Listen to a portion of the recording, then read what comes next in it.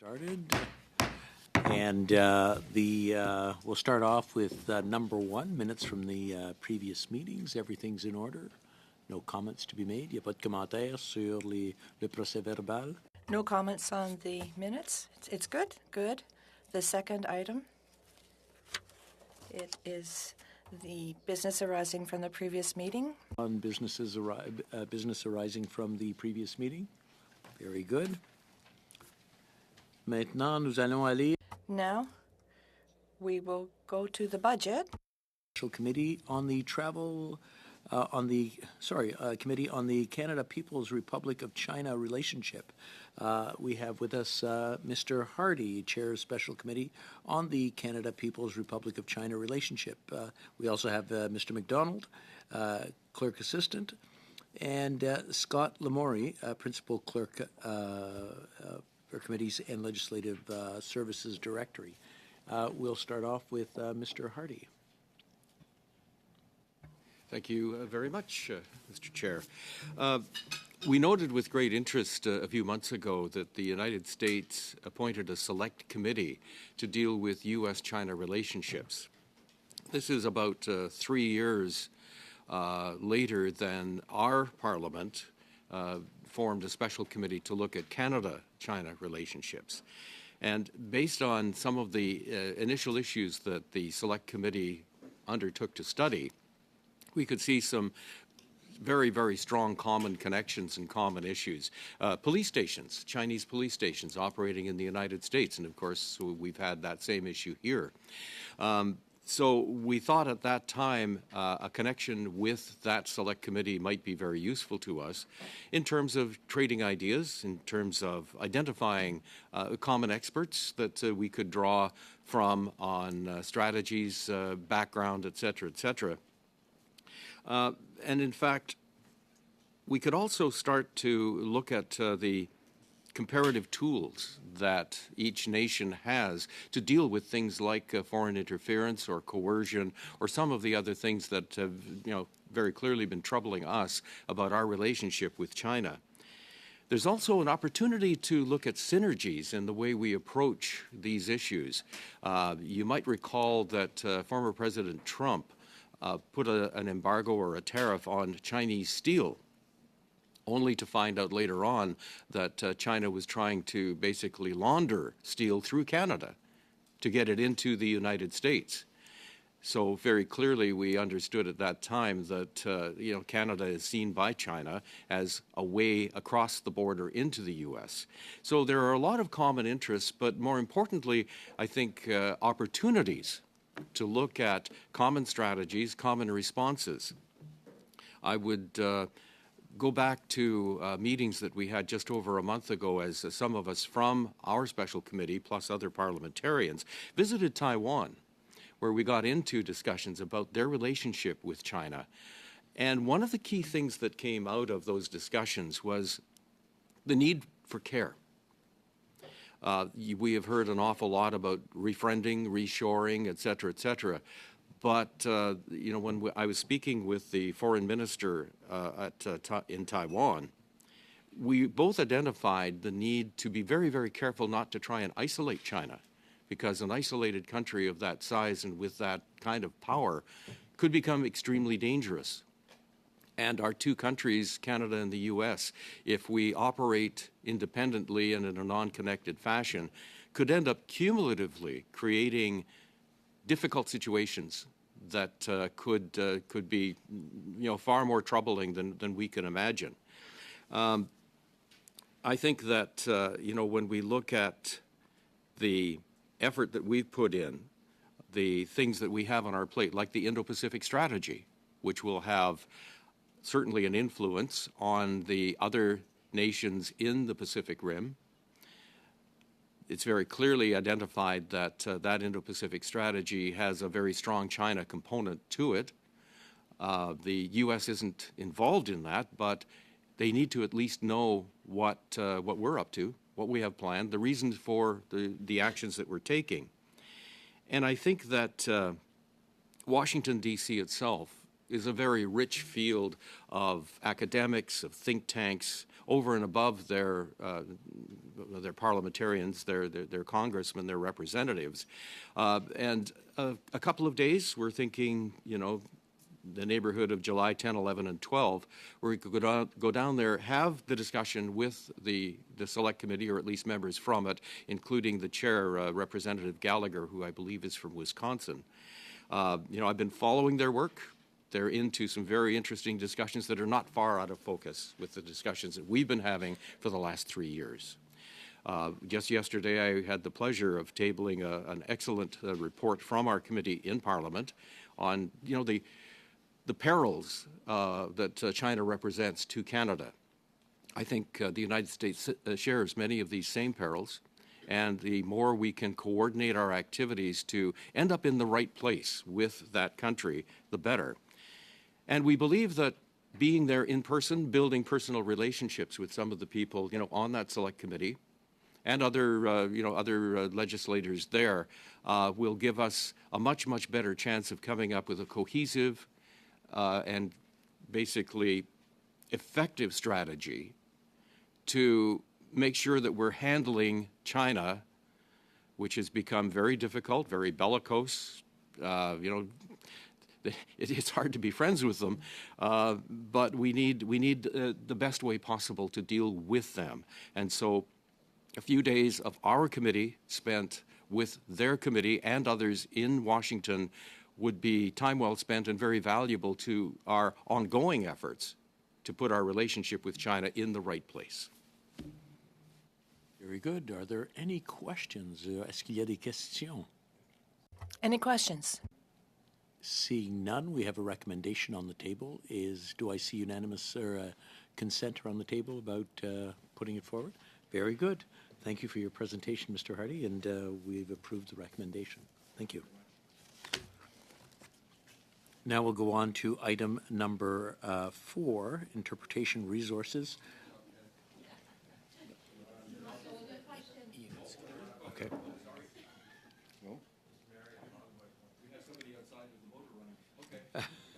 Very good. Now we'll go on to interpretation resources. Oh, I'm sorry. Was there? No, you were fine. We'll go on to number 4, and we have Mr. McDonald who will speak to this, I believe. Oh, okay.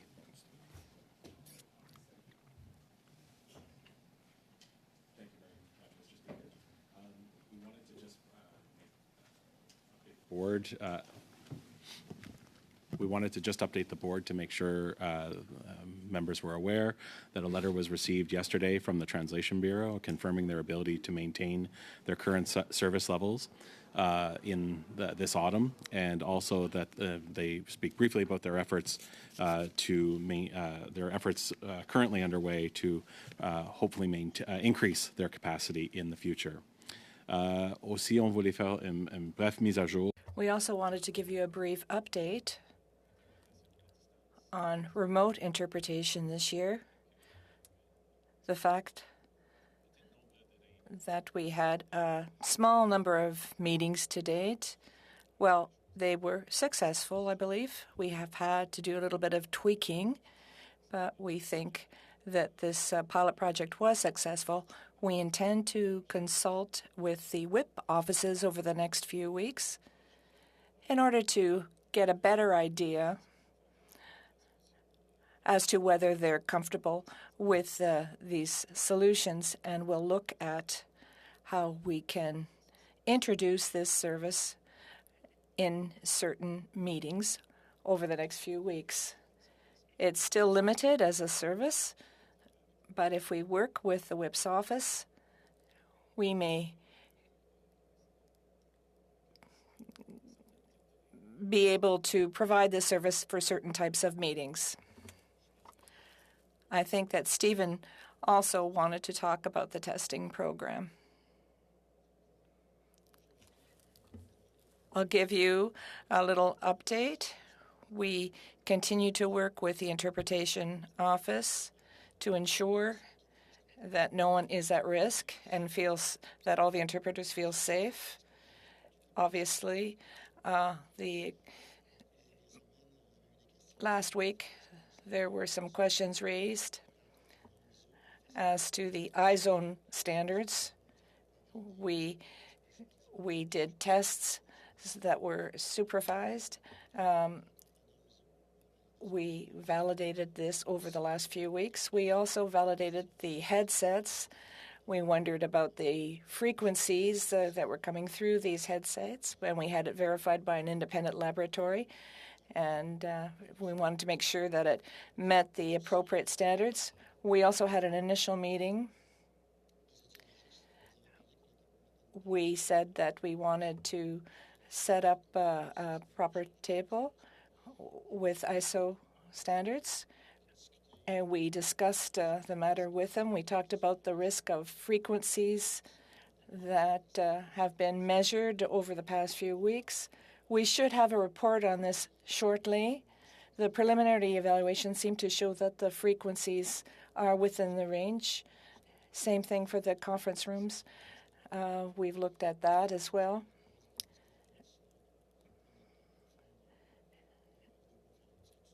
We use the Zoom platform. So we've been testing this all along. It seems to be going well. We will give you a full report over the next few weeks. I just wanted to let you know about what we're doing to clarify where we are right now with this. Are there any questions or comments that you wish to make? Ms. de Bellefeuille. Thank you, Mr. Chair. Thank you for your presentation. I did read the letter from the Translation Bureau. If I understood the letter correctly, despite the recruiting efforts that have been made, despite the action plan, which wasn't very detailed, they have said that they'll be able to provide us with the same level of resources that we have right now as we begin the September session. There will be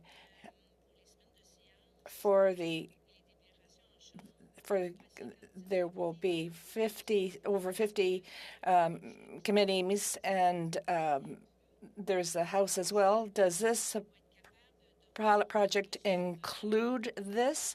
Will we be able to provide more hours of interpretation for the committees and in the House and in our caucus meetings? Thank you, Mr. Chair. It will be beyond the 160 hours. But once again, as I mentioned and as you just mentioned, we have to go through the whip's office and about this project. Right now, the Translation Bureau has to look at whether they have the staff to continue providing this service. We believe they do, but it has to be, first of all, this pilot project has to be approved by the House. And when we start, we have to ensure we have the resources in place. We have some issues that we still need to resolve, but we are hoping that we will have a similar capability that we have right now. And this is for the fall. So beyond what we just presented, Mr. Chair. Mr. MacDonald, how many committee meetings were canceled this week because of lack of resources, interpretation? Unfortunately, I don't have those statistics, but I can provide them. We do keep such statistics. Several committees were, in fact, canceled due to a lack of interpretation services. We never know whether the problem is just the interpretation or something else. But given the hours in the House, when we have extended hours in the House and the committees because we're compelled to cancel parliamentary committees, and that slows down government's work. So that means that in September, we're starting off with the same level of resources despite all the efforts made over the past 2 years, even though we know that the current resources don't enable us to meet the needs of parliamentarians, both for the House and for committee meetings. In your opinion, Mr. MacDonald, have you taken any other steps? What do you have as a tool to increase the number of resources that we have at the Translation Bureau, because what's being provided now is not satisfactory and doesn't enable parliamentarians to do their jobs. Because when you cancel meetings due to a lack of resources, that means that we're not able to meet the needs of the committee. So what do you intend to do as a member of the administration to ensure that we are able, as parliamentarians, to do our jobs? Thank you, Mr. Chair. We have been discussing this since the start of the pandemic. We have asked for more resources, so we do provide reminders because at every meeting we know that scarcity of resources have an impact on everybody, the staff, everybody. We understand there's an impact on interpreters as well, and that's the reason why we look at this with them at nearly every meeting. It's well communicated with them, with their colleagues at the Translation Bureau. But to date, they don't have a solution for us, but we won't stop communicating that information. And certainly, they will take note of the matter today. If I may, Mr. Chair. In the new guidelines that you've provided to the clerks to foster in-person appearances, because we know that the best way to take care of our interpreters is to have most witnesses or discussions conducted in person. With your new guidelines, your new letter of invitation, have you seen changes?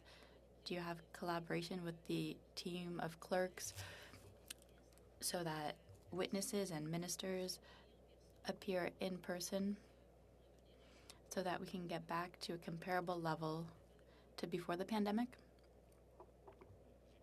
I don't have those statistics with me today. It will be in the next dashboard that we will provide at the next meeting of the BOI, and we hope to see an increase. It's impossible to say today. We haven't had many weeks of sitting in the meantime. So we'll see that when we have all of the statistics. And we'll certainly be able to comment on that at the next meeting of the BOI. Perhaps in conclusion, Mr. Chair, it's been about 2 years that I find that I'm repeating the same questions. 2 years that I feel there's no will. I don't know how to qualify this, Mr. Chair. Is it a matter of political will? Are they organizational obstacles related to the Translation Bureau? The translation program is closing at the University of Ottawa. We saw that in the media. We hope that the interpretation program won't suffer the same fate at the University of Ottawa. I'm concerned, Mr. Chair, and I am not satisfied with the answers that we receive from the Translation Bureau. Sometimes I imagine, but I find it hard. If I were Public Services and Procurement Minister, I would be on the Translation Bureau's case because what we receive doesn't inspire trust in me. The trap that is being put before us, Mr. Chair, is that we're taking for granted that it is standard for parliamentary committees to be cancelled because there's a shortage of interpreters in this hybrid era. We have this as part of our practice. It seems to be standard practice. Well, because the House is extended, there are no committees. It's hard for me to understand why we accept that so easily. And sometimes I get the feeling, I've said it to a number of people in the administration, I feel like that I'm Don Quixote because I'm tilting at windmills. It seems that this issue, I'm a parliamentarian who cares a lot about this because and I say we because I'm Francophone and unilingual. I'm not shy about it. I want to conduct my work in both official languages, but what I feel, Mr. Chair, is that it would be easier if there were just one language of work here, because the translation of documents is not as good quality. We have translations, written translations, that are deemed unsatisfactory. We have a shortage of interpreters. and we're not headed in the right direction. But I don't get the impression that it concerns people as much as it should. I think the administration of the House is concerned. They do what they can. They depend on the Translation Bureau that is under the minister. Mr. Chair, I'm not reassured for the health and safety of interpreters, and I'm not reassured in regards to the quantity and quality of interpretation we'll have this fall. Even though at each caucus I may exasperate some people around the table, it's important for people to know. For people to know that this is a crucial moment here, and that perhaps at the fall we'll take for granted that we can only have 57 events, and that's plenty for all of the parties around the table. I find that really, really, really unacceptable. And I don't sense a will to change things and to do everything possible to achieve change. So I'll conclude my comments. So yes, I have a lot of emotion, but it's based on facts. I've asked Mr. MacDonald in a letter, not through the boy, to document before the pandemic how many minutes were video conferences and how many were in person, to be able to document the fact that even though we're headed towards a renewal of the hybrid parliament, we should be setting some limits to encourage people to be here in person, because it's the only avenue that we control. Being back in person as much as possible to guarantee the health and safety, but also to ensure that we can do our work in both languages without obstacle, without being told we lack resources. So I'll conclude on that. And I hope that my comments will be heard by the Translation Bureau and that we will have better results in the fall. Merci, Madame Thank you, Madame de Bellefeuille. Now, Mr. Julian. Finley. Mr. Julian. Merci beaucoup. Thank you, Mr. Chair.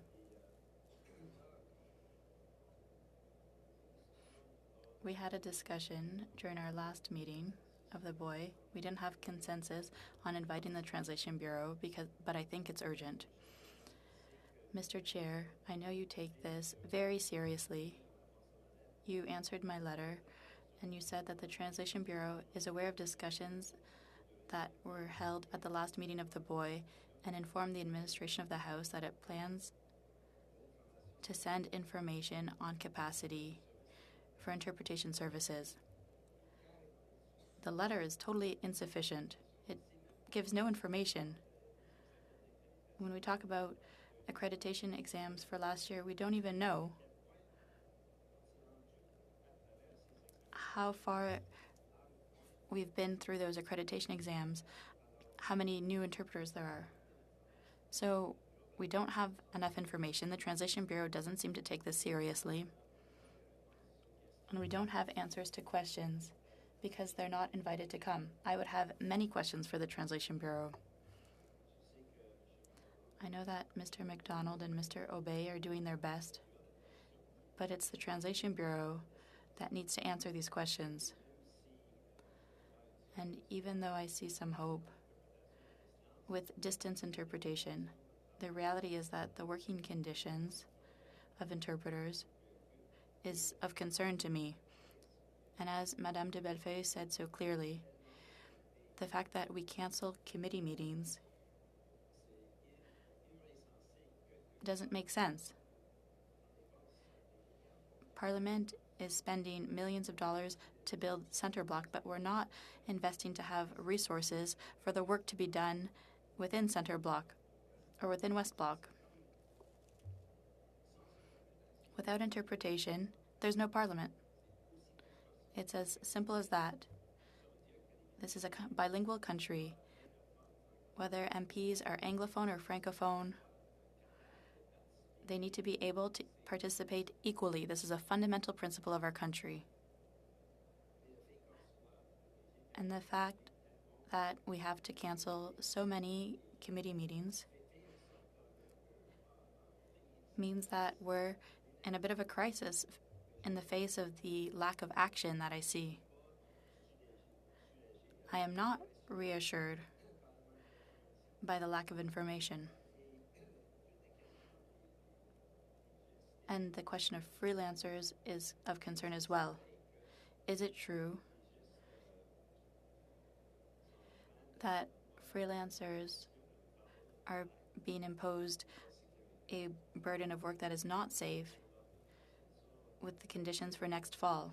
We don't know. Perhaps Mr. McDonald can comment on that, but we would really need to have the Translation Bureau here to provide answers. Today's letter, this week's letter, leaves me perplexed. There are so many questions that we need to answer, and we don't have answers to those questions. I'll suggest once again, Mr. Chair, as we did at the last POI, that we meet as quickly as possible with the Translation Bureau to obtain all of those answers and an action plan, so that we don't have committees that are canceled, and that we can ensure the health and safety of interpreters who work for the House at all times. I'm a little bit frustrated, like Madame de Bellefeuille.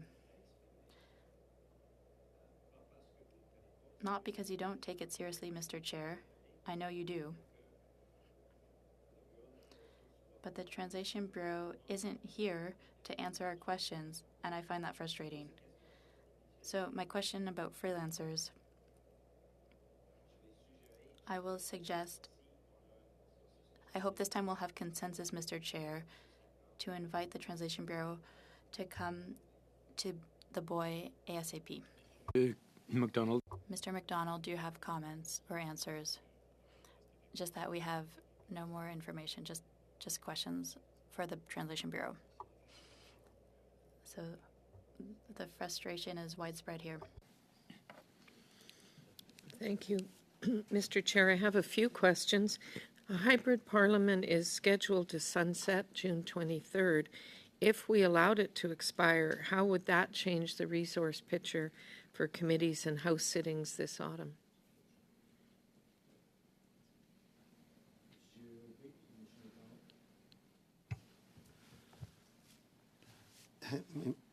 So from an interpretation perspective, Madame Finley, it will all depend on the collective agreement that will be signed between the Translation Bureau and them based on the number of hours. So I wouldn't want to comment on that until that is decided on their side.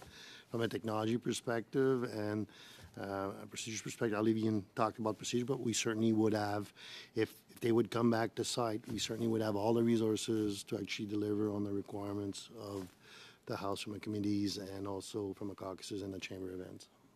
So I think we have to concede, even though it's obvious, that these problems, most of the problems that we're dealing with are because we have also chosen to have a hybrid parliament. And because we have a hybrid parliament, we have issues with interpretation that are ongoing and making it very difficult to do our work. The next question I had is, do you have any insight, even anecdotal, on the current situation with interpreters' workplace injuries? Is it improving, worsening, holding steady?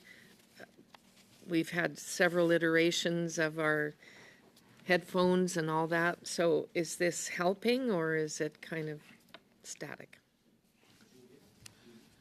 So I don't have the stats as per the exact numbers here, Mr. President, from Madam Finley, but I can say that the number of incidents have certainly reduced with all the work that we've done over the last months. Like, that's clear.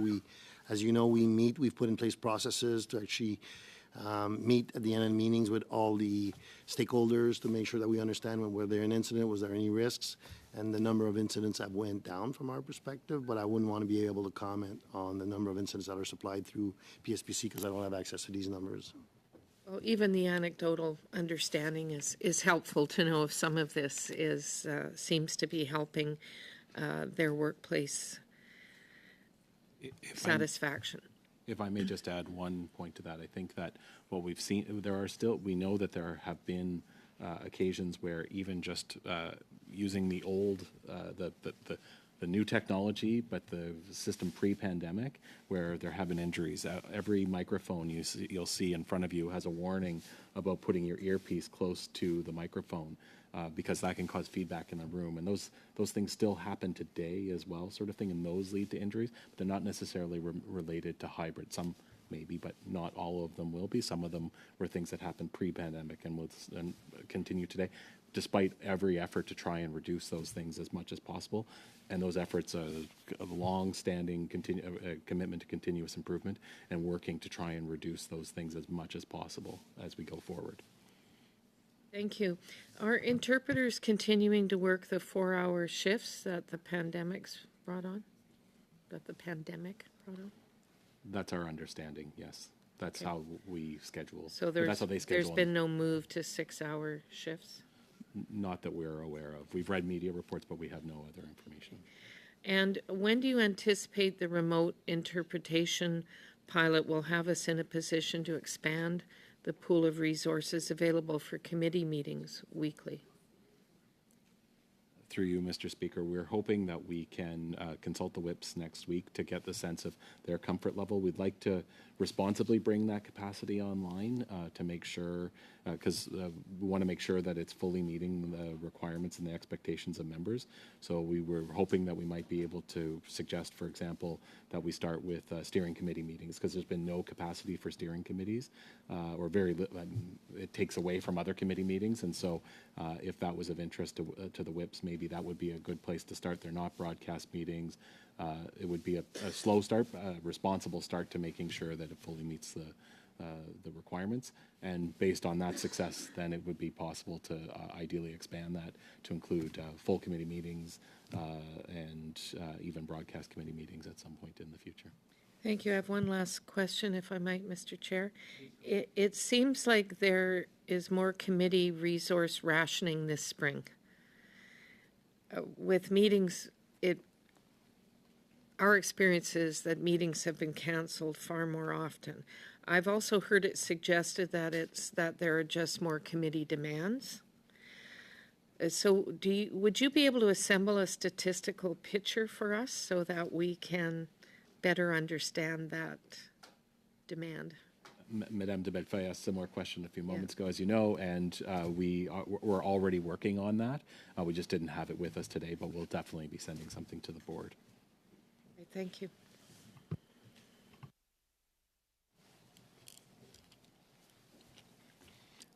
Okay. Any other questions? Est-ce qu'il y a d'autres questions? Any other questions or comments? We've got a request from Mr. Julian to have the Translation Bureau come back. Are we all on board with that? We have a consensus, and hopefully we will get answers to our questions. Very good. We'll move on to item number 5. C'est le rapport annuel. It's the annual report on the Workplace Harassment and Violence Prevention Policy 2022-2023. We have Michel Laframboise, the Chief Human Resources Officer, and Annie Carpentier, HR and Business Partners, Miriam Beauparlant, Manager, Respectful Workplace Diversity and Inclusion. I believe we'll start off with Madame Laframboise. Merci, Monsieur le Président. Thank you, Mr. Chair. I am presenting today the 2022-2023 annual report on the members of the House of Commons Workplace Harassment and Violence Prevention Policy, which applies to members as employers and their employees. From April 1st, 2022 through March 31st, 2023, 13 new cases were reported to the Office of the Chief Human Resources Officer. Of these, 3 cases were resolved through the mechanisms provided in the policy, such as facilitation. 7 cases were resolved outside the policy framework. 2 cases were inadmissible. 1 case was still in the process of being resolved as of March 31st, 2023. You'll note an increase in the number of cases from last year and the year previous. This is not unusual when a new policy and process is introduced and significant awareness activities are undertaken. It's not an indication that there's more harassment activity, but rather that employees are more comfortable bringing situations forward and are doing so earlier, which allows for early intervention and quicker resolution. In fact, there were no harassment investigations at all this year, and most cases were resolved through negotiated or informal resolution and facilitation. The report also outlines the training and awareness activities related to the policy framework. An increase in the promotion of training has resulted in an uptake for members' employees, and 1,423 employees have participated in the training thus far. We're also fully compliant in regards to MP training, and new MPs are trained as part of the onboarding program. I'm happy to take any questions from the board members. Comments, questions et commentaires? Monsieur McKinnon. Merci beaucoup. Thank you, Madame La Framboise, and through you to your team. I just want to express my compliments and praise from the Government Whip's office. Your support is unshakable and is very valuable to us. I think we've made a lot of progress in this area with the assistance and professionalism of your team, but also thanks to the policies put in place. It's been great progress, and I think the statistics, well, one complaint is one too many, but the fact that now there's a confidential channel worthy of the name, and that complaints and issues can be resolved, assessed seriously, and that people feel safe is to your credit. So I'd like to thank you. Monsieur McKinnon. We'll continue with Ms. de Helfoy, followed by Ms. Findlay. Madame de Helfoy. Thank you, Mr. Chair. I agree with what my colleague just said. I, too, would like to congratulate you on this report and on the implementation of this policy. It's not always easy to do this, so I'd like to thank you for taking the time to do proper consultations with each office, and we were able to contribute with using our experience to improve this policy and really meet the needs. I do understand that there has been an increase, but when you implement a policy, there is an increase in complaints, but that's because people feel free to do it. They're confident about lodging a complaint and that there will be a resolution. I'd like to ask you, I know that this is your last meeting and that you will be retiring. I'd like to take this opportunity, Mr. Chair, to underscore the satisfaction that I've had in working with you and your team.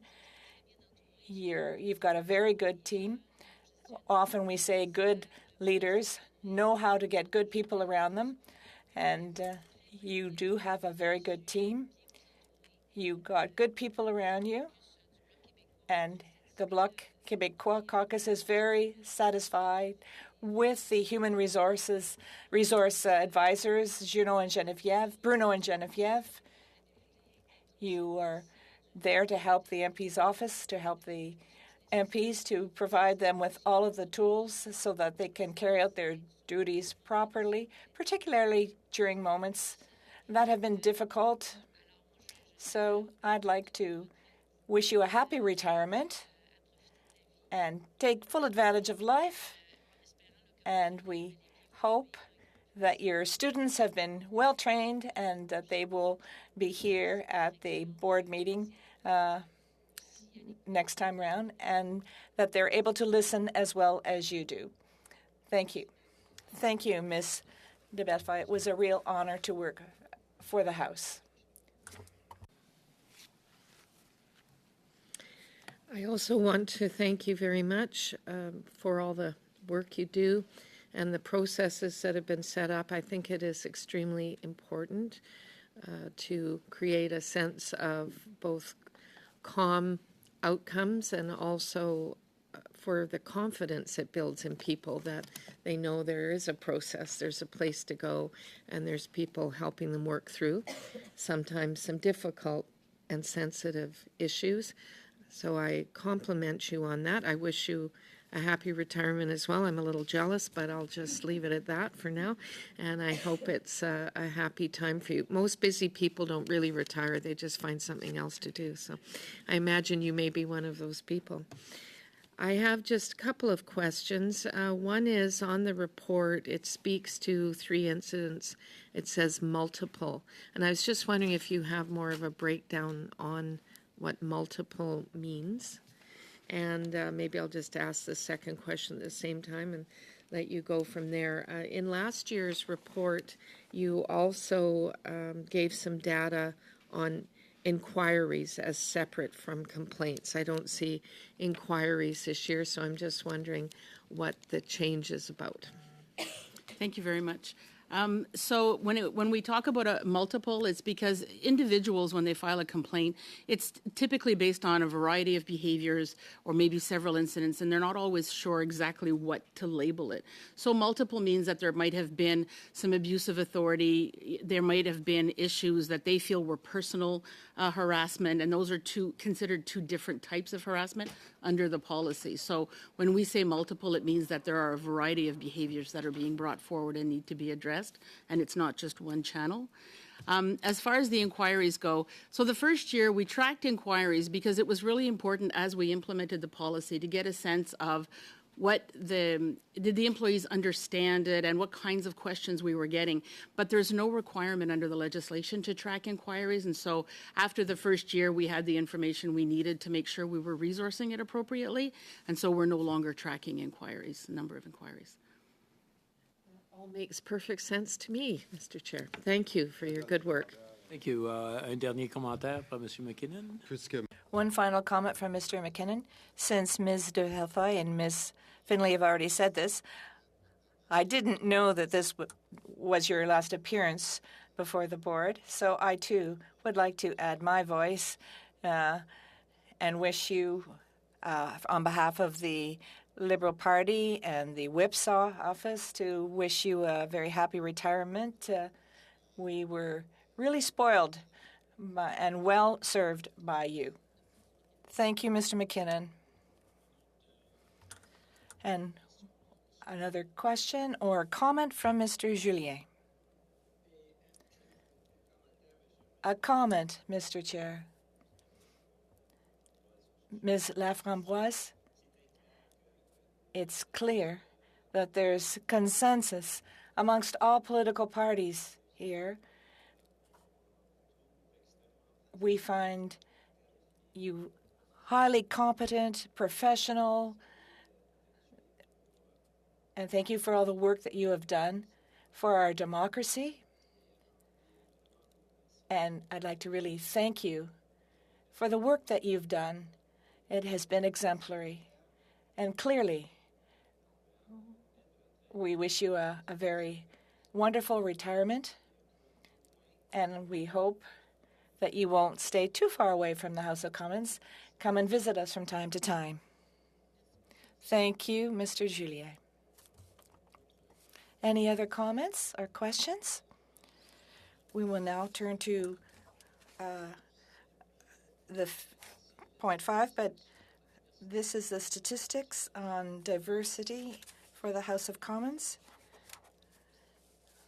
Will be also accompanied by Chief Human Resources Officer Ismail Al-Badani, and Deputy Director of HR Planning and Execution, Ms. Laframboise. Merci beaucoup, Monsieur le Président. Thank you, Mr. Chair. As part of its new strategic plan, the House of Commons made a commitment to create an inclusive and diversified workplace where everyone can bring their whole selves to work. The goal is to ensure that all people, regardless of their visible or invisible differences, are able to fully participate, fulfill their potential, and contribute to the House of Commons. Today, I'm pleased to share with the Board of Internal Economy the data that we have now on the representation of the groups targeted by this. The information in this report is dated May 1st, 2023. Administration starts with understanding the demographics that are under its roof. The data we're presenting today is aggregated, meaning no personal identifying characteristics are associated with these demographics. That being said, though, as we gather more data, we will be in a better position to disaggregate and analyze it, helping us to further understand where gaps exist and to inform direction and decisions. In accordance with the Accessible Canada Act, we are updating and expanding the current categories and developing diversity metrics program. In addition, many inclusion initiatives are underway under the leadership of the House Workplace Inclusion, Diversity and Equity Program and supported by the Diversity Council. These include increased training and awareness, partnerships and outreach to diverse communities, a comprehensive review of recruitment practices and policies, among others. We must invest in developing inclusive leadership skills and in establishing a sense of belonging and trust for all House administration employees in order to strengthen our commitment to diversity. I remain available to answer any questions you may have. Questions or comments? Questions et commentaires? Questions or comments? Seeing none, I will take the opportunity now to thank you for your service. And I think this bullet point, number 6, was probably one of the prime examples of how you serve and how you work. It's really, you have an ability to take something very complex and make it very understandable for everyone. And that's something that is a skill that isn't often had. And sometimes we look at things and think, okay, why can't it be simple? This is something that you have a very nice knack of. And item number 6 was something I mentioned in passing on Monday, and because an MP asked me about it. And I said, well, what are we doing about this? And lo and behold, within a couple of days, we've got a report. I think this is a very clear example of the way you operate the department. And whoever is coming in has got some very big shoes to fill. We are going to miss you. Je vous souhaite une très bonne retraite et je suis sûr que vous allez jouir d'une... I wish you a very nice retirement, and I'm sure that you'll have a good time and that everything goes well. So I do wish you a very happy retirement. Thank you very much, Mr. Chair. This in the best of hands. I have the best team, and they are the people who drive all of this amazing work. So you'll be fine. Thank you. Sure. You seem too young to be retiring. Have we just worked you too hard, or what? Maybe I'm just, as I get older, everyone seems younger and younger, but you definitely seem too young to be retiring. Well, thank you very much. I'm not, but I appreciate that, and my grandchildren will appreciate spending more time with me. So that's definitely my plan going forward. Thank you. Thank you very much. Now we'll move on to item number 7, the Internal Audit Charter and Audit and Improvement Plan and Report for 2023. Notre intervenante sera Jennifer Ruff, dirigeante principale d'audit. Our presenter is Jennifer Ruff, Chief Audit Executive. Pardon me. We'll begin with Mr. Jens, and then we will turn to Ms. Ruff. Mr. Jens, thank you very much. I'll be very brief. And transparency is of utmost importance to me as acting clerk, as well as to the entire House administration. C'est pour cette raison que la Chambre a une fonction d'audit interne. This is why we have an internal audit activity and do an annual audit. Will be presented by the external auditors. For today's meeting, we have internal audit updates to share with you, and I will now turn things over to Jennifer Ruff, our Chief Audit Executive. Merci, Monsieur le Président. Thank you, Mr. Chair. I'm here today to present, for your information, the Internal Audit Charter, the annual report, and the activity plan for the year that just began. First of all, the Internal Audit Charter explains the goal, responsibilities, and powers for internal audit. The 2023 to 2024 activity plan describes the missions that we have chosen based on a risk analysis and priorities that are aligned with those of the House administration. Outlines the assurance engagements completed in that time frame, as well as the results of the follow-up on management actions to previously completed engagements. Given the results of these engagements, as described in the report, there are no significant issues at this time or risks at this time that require the attention of the board. I welcome any questions the board may have. Thank you. Questions and comments? Questions et commentaires? Questions and comments? Thank you, Mr. Chair. Hi. Thank you very much. Do I understand correctly that this audit charter will, unlike its predecessor, see internal audit reports provided outside of House Administration Management? The reports are shared with the board as per the internal audit charter, which has always been the practice of the function. Okay. But the new audit charter suggests any significant issues related to governance controls or risk management will be communicated to the board, as you're saying, where appropriate. So who decides when it's appropriate? So that would be a discussion between myself and the clerk of the House Administration, but ultimately I do have the authority to report things to the board if warranted. Thank you. And can you refresh me on, sorry? Oh, I'm sorry. Maybe if I could just add a precision, Ms. Finley. Yes. Not only does Jennifer have the authority, I would say she has the obligation to report any serious concerns to the board. Yeah. That's more clarification. Thank you. Can you or either of you refresh me on when the board last received an internal audit report? I'm fairly new, so I'm orienting myself. The last time that the report came to the board would have been 2019, and I think previous years before that as well. So would it be possible to provide us with copies of internal audit reports, maybe the last couple of years there, just so we can see how it's evolving? Through you, Mr. Chair, by all means, because we did complete annual reports for each of the successive years since 2019, and we'd be happy to share those. Great. And what would you say is the biggest difference between the previous internal audit charter and this one? Through you, Mr. Chair, the biggest changes that you see in the audit charter, we've really just added a description of the types of activities that internal audit function undertakes, i.e. the difference between the assurance and the advisory activities, because what you see in the report is very much a description of our assurance activities, whereas we do also have a lot of advisory activities that we do in the name of continuous improvement as well as advice and guidance. So really outside of that, there's not a lot of changes from the previously signed charter. Thank you, Mr. Chair. Thank you. Any other questions or comments? Seeing none, we'll move on to item number 8, Modernisation des politiques, partie 2.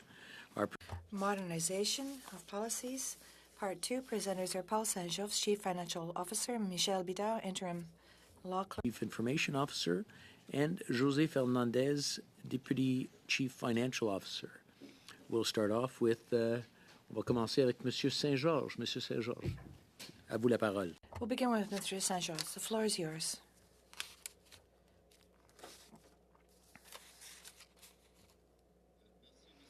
Thank you, Mr. Chair. My colleagues and I are speaking to the board in order to obtain member approval to update 6 policies applicable to MPs. The first policies deals with relocation. Right now, MPs who represent a riding outside of the National Capital Region are entitled to 1 relocation to a residence in Canada in this region during their continuous mandate. They also are entitled to 1 relocation to a residence outside of the region in the year following the end of their mandate. Under the policy, MPs who wish to move outside of the NCR before the end of their mandate must do so at their expense. Moreover, the policy does not provide MPs with the opportunity to move back into the NCR once they have ceased their parliamentary duties. The administration is therefore recommending that the eligible MPs be entitled to relocating 1 residence to Canada and a residence in the NCR following a relocation to a residence in Canada. These relocations could take place at any time during the course of their continuous mandate and during the year following the cessation of their duties.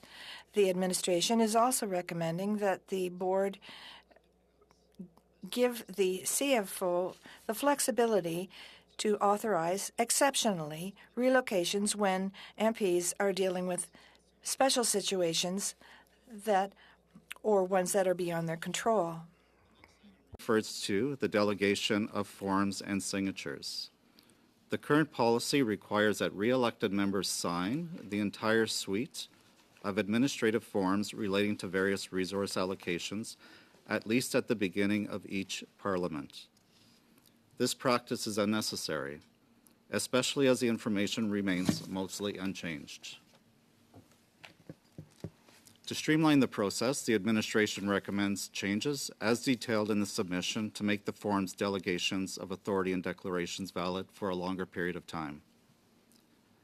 The third policy pertains to the nomination of the National Caucus meeting organizer. As per the current policy, only the party leader can inform the administration of the House officer designated to organize meetings. To facilitate this process, the administration recommends that the whip also be allowed to communicate the party leader's signatures designee to the administration. Mr. Speaker, I'll now turn the floor over to Stéphane Aubin, who will provide the next update on the next policy change. Monsieur le Président, Mr. Chair, the fourth policy deals with the MP's website. When Parliament is dissolved, the costs become MP's responsibilities. However, we've observed that this has become an issue because some MPs want to and have to continue providing services to their electorates, and so they want to keep the site running. So we'd like to have an option for the MPs to continue to use their website as the official site for themselves. And the change would be that now there would be the option of continuing to designate that website, and the House would be responsible for the fees. And for that to be done, we would request that the MP ensure to meet the House rules. So House rules and Election Canada rules. So there's a form that would indicate that there would be compliance with those rules, and then the website can continue to be used to offer writing services. That's the fourth change we want to make. Oh, excuse. Oui, Michel, allez-y. Yes, go ahead, Mr. Bédard. I think there are two additional changes. The first has to do with the 21-day period that MPs who lose have to empty their offices. That 21-day period now does not take into consideration recounts. When there are recounts, the 21 days would be substantially diminished, or perhaps the recount would be finished after that 21-day period. So what we recommend is that when there's a recount, the 21-day period starts to be calculated only once a decision is made on the recount. The 21-day delay is that the 21-day delay does not take into consideration that some of these days may be holidays, which may reduce the amount of time and support that members have to vacate their office. So in the circumstances, what we're suggesting is that holidays not be taken into consideration in the calculation of the 21 days. And this is a particular challenge when the 21st day is a holiday. So it's the last day, so essentially members lose the entire weekend to vacate their office. Questions? Oui, Madame de Bellefeuille. Mr. Chair, I agree with the recommendations that have been put forward. I think it's very healthy in an organization that we modernize our rules to adapt to today's reality, so I agree. I just have a little question for Mr. Bédard in particular. I've spoken about this already with him, but perhaps for the benefit of all of the members of BOI of my concern, perhaps we'll agree today to say for the 21-day period that we would wait for the final recount on an election. Mr. Chair, I want it to be very clear that that logic, that consistency applies for the and members orientation program. At the last election, what the Bloc Québécois experienced, there was a recount that was pretty long. And the member who won, who was invited to the orientation, did all of the training before awaiting the recount, which finally had the result that that person did not win the election.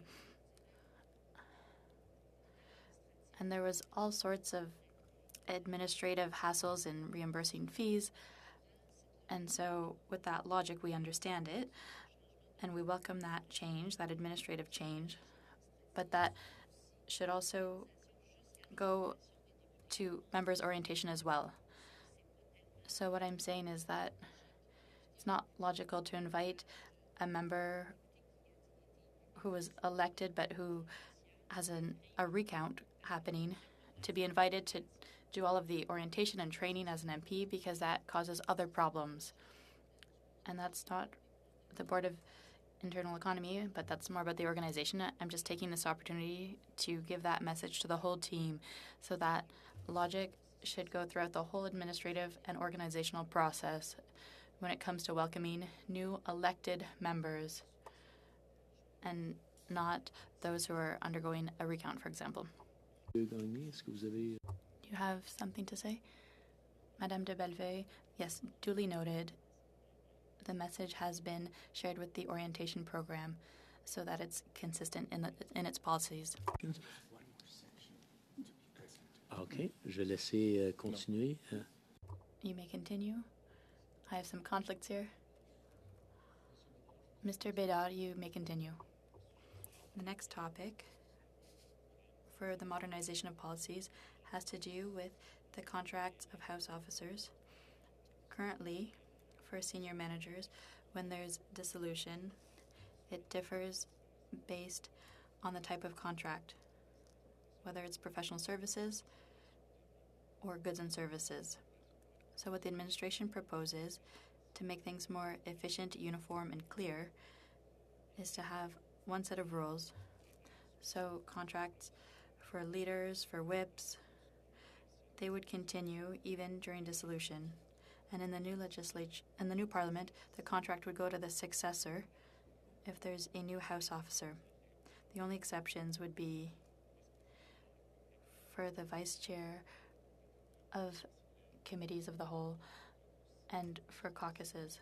Those cease during dissolution, and there's no budget during dissolution. So those contracts would be cancelled during dissolution. And to facilitate the work of House officers, there would be an assimilation clause in the contract so that they can assign, and that could help with difficulties if budgets were decreased after the election. Are there any other questions, comments? Just to clarify, Mr. Bédard, the 21 days, are those calendar days or business days? 21 calendar days. If there are no further questions, what we will do is we will go in camera. Anyone who's not related to the items in camera, please clear the room, and we'll continue as soon as we are gone in. Thank you. Go grab something to eat.